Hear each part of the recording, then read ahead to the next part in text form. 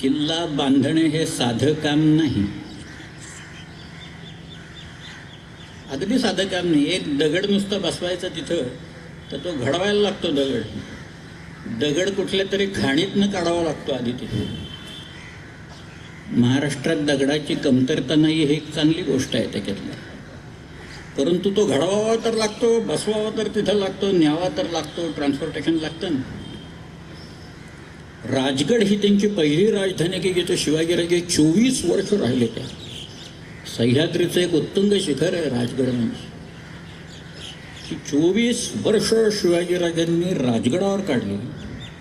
तर राजगडाच्या 3 माच्या, सुवेळा, संजीवनी आणि पद्मावती, आणि त्याचा तो बालेकिल्ला हे अतर्क्य आहे. त्याचं वर्णन करणं शक्य नाही आहे त्या सगळ्याचं. तिथं जाऊन अनुभवच घेतला पाहिजे त्या सगळ्या.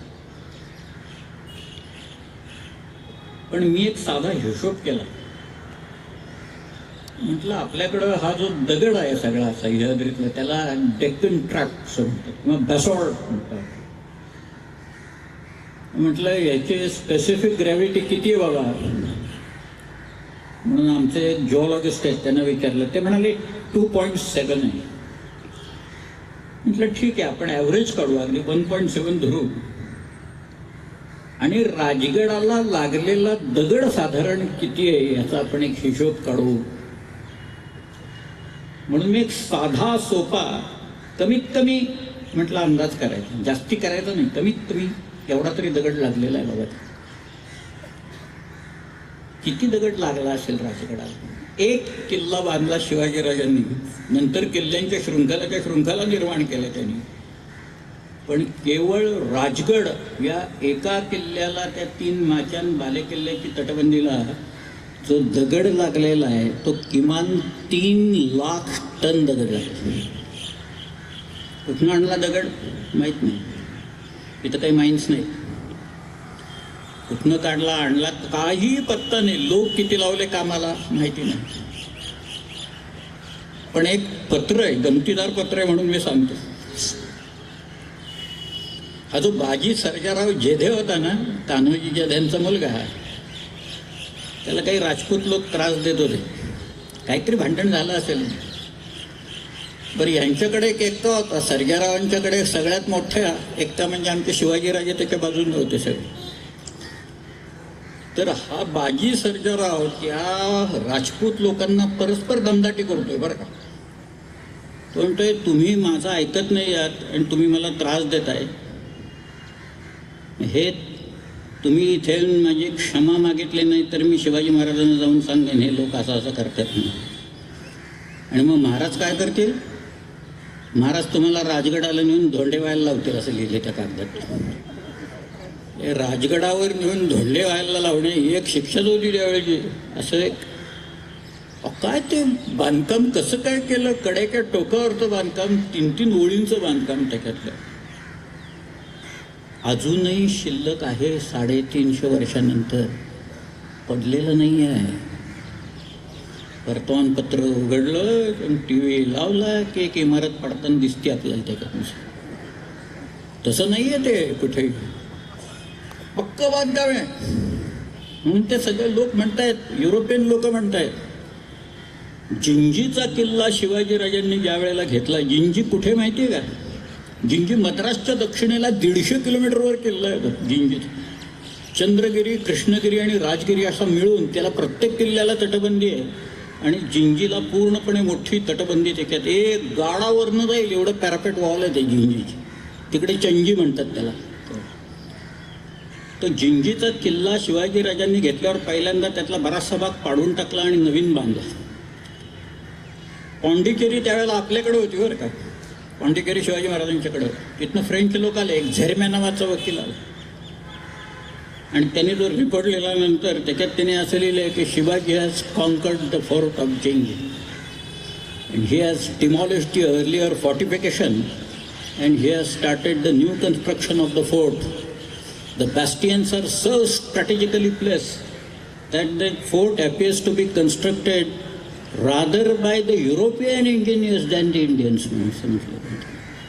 युरोपियन लोकांच्या पेक्षा उत्कृष्ट बांधकाम शिवाजी महाराजांनी इथं केलेलं आहे या किल्ल्यावर. पाहिल्यावरच लक्षात येतं विलक्षण हे आता काही जिंकाच्या पलीकडे गेलेलं आहे सगळ्याला.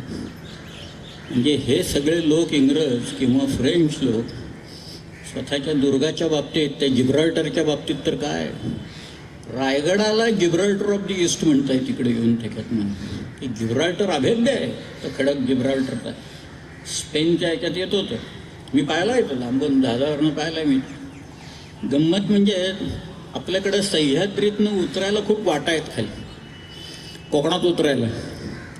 त्यातल्या काही गाड्या जातील अशा वाटा आहेत, काही माणसंच जातील एवढ्या आहेत, काही बारकी जनावरं जातील एवढ्या वाटा आहेत. याचे सर्वे कुणी केले होते? शिवाजीराजांना माहिती होतं हे सगळं. शिवाजी राजांच्या सगळ्या मुलखाचा नकाशा पर्वतराव नावाच्या एका माणसाने काढलेला औरंगजेबाच्या समोर होता त्यावेळेस. पण औरंगजेबाने अब्दुल माबूद नावाच्या एका माणसाला पाठवून या घाटवाटा कोकणात उतरणाऱ्या किती आहेत त्या सर्वे कर बघू, 260 वाटा आहेत. त्यांनी हिशोब दिलाय सगळा त्या अब्दुल माबूद. औरंगजेबाने सर्वे केला आहे त्याचा. पुण्याहून निघालं तर पुण्याहून रायगडला जायला पूर्वी आम्हाला 2-2 दिवस लागायचे चालत. ते आता पानशेतचं धरण झाल्यावर आम्ही लॉन्चमधनं जातो, मग 1च दिवस लागतो चालायला. पण मग तामिणीचा घाट सोडला तर कावल्या बावल्याची खिंड आहे तिथनं. त्याच्या पलीकडे गेलं तर एका घाटाचं नाव आता ही आपणच ठेवलेली असतात. आणि आमची भाषाच विलक्षण आहे सगळे आणि लोकही विलक्षण आहे तिथं. त्यामुळं त्या घाटाचं नाव आहे बोचे घोळ असं तिथं. म्हणजे बोट टेकतच जावं लागतं तिथनं, त्याच्या घरी जाताच येत नाही तिथनं. त्याच्या पलीकडे एक फडताड म्हणून घाट आहे आणि बऱ्याच आहेत. म्हणजे मग मड्या आहे, शेवट्या घाट आहे, उपांड्याची नाळ आहे, गोप्या घाट आहे. ओळीनं खूप वाट आहेत खाली उतरायला. त्यातल्या त्या बोचे घोळीमधनं जो रायगड समोर दिसतो ना, तो त्या जहाजावरनं जिब्राल्टरचा खडक कसा दिसतो ना तसा दिसतो. पण केवळ दिसण्यावर नाही, त्याची जी मजबूती आहे त्या मजबूतीच्यासाठी इंग्रज लोक रायगड त्याची तुलना ही ते जिब्राल्टरच्या रॉकशी करतायत. केवळ अभेद्यता हा त्यातला सगळ्यात मोठा भाग. की अनेक इंग्रज वकील हे रायगडावर आले, खूप जण आले रायगडावर. टॉमस निकल्स या नावाचा आला, पीटर उस्टिक नावाचा वकील आला, हेनरी ऑक्झिंडन हा रायगडावर राज्याभिषेकाच्या वेळेला होता. त्याच्यानंतर अनेक मंडळी येऊन गेली. यांनी रायगड, त्या टॉमस निकल्सने असं लिहिलेलं आहे की शिवाजी महाराजांनी रायगड किल्ला घेतल्याच्या नंतर एक तटबंदी बांधलेली आहे, त्याच्या आत दुसरी तटबंदी बांधून तो किल्ला इतका मजबूत करून ठेवलेला आहे की जर का त्याच्यावर अन्नाचा पुरेसा साठा असेल तर अपुऱ्या शिबंदीनिशी अवघ्या जगाविरुद्ध हा किल्ला लढू शकेल असं त्यांनी लिहिलेलं आहे. रायगड एक किल्ला फक्त त्याच्यातला. बांधकाम कोणाचं? स्वतः शिवाजी महाराज. सुपरविजन कोणाची? शिवाजी महाराज. आर्किटेक्ट कोण? शिवाजी महाराज. इंजिनियर कोण? शिवाजी महाराज. आणि इंग्रज लोक कौतुक करतात. हे सगळं अतर्क्य आहे. हे त्या इंग्रजांनी इंग्लिश रेकॉर्ड्स ऑन शिवाजीमध्ये कोण काय शिवाजी महाराजांच्याबद्दल म्हणतं एकदा बघा तुम्ही. त्यांच्या ज्या कॉमेंट्स आहेत ना, त्या कॉमेंट्स ऐकल्यानंतर आपल्याला लक्षात येतं की काय यांना नेमकं काय म्हणायचं. आज शिवाजीराजे सह्याद्री एवढा पाठ होता लोकांना आपल्या की त्यांचं हेर खातं तगडं होतं. आणि हेर खातं कुत्रा आलं म्हणून सांगतो जाता जाता. त्याचा संबंध कर्नाटकाशी आहे म्हणूनच सांगतो तो. शिवाजीराजे दक्षिणेतून ज्या वेळेला परत येत होते त्यावेळेला हे जे धारवाड आहे ना, त्याच्याजवळ एक यादवाड नावाचं गाव आहे. त्याच्याजवळ एक बेलवडी नावाची एक गढी आहे. मल्लम्मा, त्या बाईचं नाव सावित्रीबाई, तिला मल्लम्मा म्हणायची. ते मल्लम्मा तिथं होती आणि तिचे लोक रात्री बाहेर पडायचे आणि शिवाजी महाराजांची घोडी पळव, कुठं काय पळव असं करत बसलेले असायचे. म्हणून शिवाजी महाराजांनी काही माणसं आपली सोडून दिली त्यांच्यावर. त्यांनी बंदोबस्त केला. त्यातल्या एका माणसाने त्या बाईवर अतिप्रसंग केला म्हणून शिवाजी महाराजांनी त्याचा गुन्हा शाबत झाल्यावर डोळे काढले, स्वतःच्याच माणसाचे काढले. आणि मग या बाईचा तिला साडीचोळी देऊन पाठवून दिल्यानंतर तिनं 2 शिल्प कोरून घेतलेली आहेत. यादवाडच्या तिथं एका देवळात आहे. त्यातल्या एका शिल्पात शिवाजीराजे बसलेत आणि त्यांच्या मांडीवर ते आपला मुलगा ठेवते असं एक चित्र आहे त्याच्यात. आणि दुसरं जे शिल्प आहे त्याच्यात शिवाजीराजे घोड्यावर बसलेले आहेत, ढाल आणि तलवार आहे त्यांच्या हातात, आणि तिथं खाली एक कुत्रं काढलेलं आहे त्याच्यात. मग ते कुत्र्याचं सांगायचं होतं म्हणून मी मुद्दामून सांगितलं.